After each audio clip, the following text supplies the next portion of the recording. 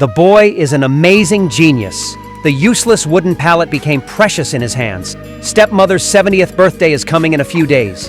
The boy really can't think of a suitable gift. Therefore, he plans to use his status as a carpenter to make beautiful and unique art pieces for his stepmother as gifts. He first took out 100 yuan to buy some wooden pallets from his uncle. He was so creative and confident with these wooden pallets that he decided to make a unique and delicate wooden watch for his mother-in-law. But when he revealed his plans to his wife thinks he may be crazy, bought these worthless wooden pallets for $100. The woman was worried about embarrassing her mother. Then she began to scold him loudly. But when the manufacturer of the finished product presents amazing beauty and exquisite craftsmanship, the woman was instantly amazed and completely attracted. Stepmom received this precious gift. She not only praised the boy for his good craftsmanship, but also rewarded him with a precious bottle of wine. Now let's drink red wine together and admire how the boy made this unique gift.